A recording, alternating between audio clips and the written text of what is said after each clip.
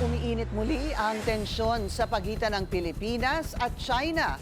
Pero imbis na mga mangingisdang Pinoy, tila mga opisyal naman natin ang binubuli ng Beijing. Sa kabila yan ng pagpapaluwag ng visa program para sa mga turista at negosyanteng Chinese. Narito ang agenda report ni Dexter Ganibe ng Abante. Xi Jinping, look at him. Xi Jinping is actually not happy with the like-minded states who are expressing their statement every time that there are incidents whenever we publicize it.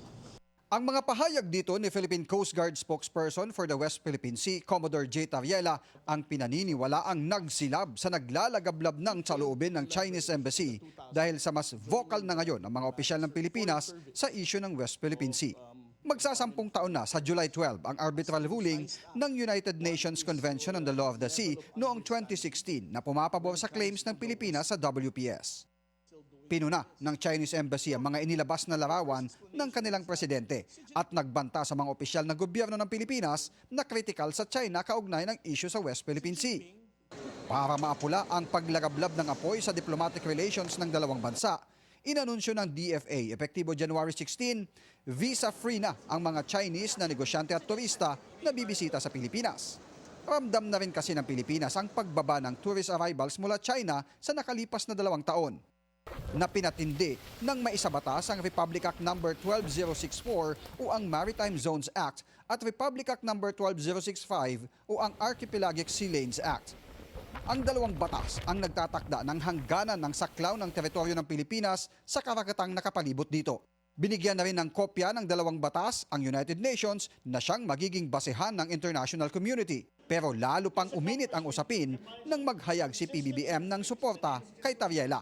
Para kay political scientist Aris Arugay, isang interpretasyon dito, isipin natin bago yung ambassador ng China sa Manila.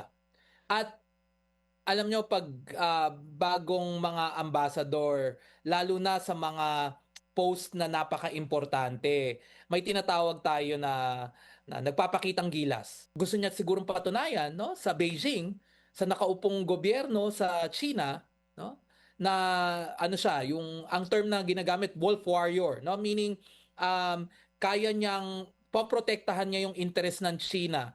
Sa pagbabalik ng regular session ng Kongreso nitong Lunes, binanatan ni Senators Erwin Tulfo at Risa Hontiveros ang anilay pananakot at pambabastos ng ilang Chinese Embassy officials sa ating mga opisyal. Kahit sino pang dayuhan, walang karapatang patahimikin ang mga Pilipino sa loob ng Pilipinas. Our house, our terms, that this is not your country. Kaya ang DFA, sa kabila ng desisyong gawing visa-free na ang mga Chinese na bibisita sa Pilipinas, iginiit na hindi mareresolba ang anumang alitan kung tuloy-tuloy ang patot sa dahan. Mas mabuti pa rin daw idaan sa diplomasya, sabay giit na hindi aatras ang Pilipinas sa pagdepensa sa issue sa West Philippine Sea. Pero hindi na nagpapigil pa ang mayorya ng mga senador. 15 ang pumirma sa resolusyong kumukondena sa inasal ng ilang opisyal ng Chinese Embassy laban kay Tariela. Ang nakita ko kasi dito, mukhang napamihasa yung Chinese Embassy. No? Na kaya nilang gawin yung gusto nilang gawin. At nakakalungkot na may mga politiko na hindi pinapansin yung ganitong klaseng agresibong behavior ng isang embahada.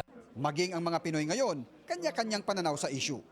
May ilang tumutuligsa sa 15 senador na maingay lang sa issue kalaban ng China pero tahimik daw sa pagpapanagot ng kapwa Pilipino sa issue ng korupsyon.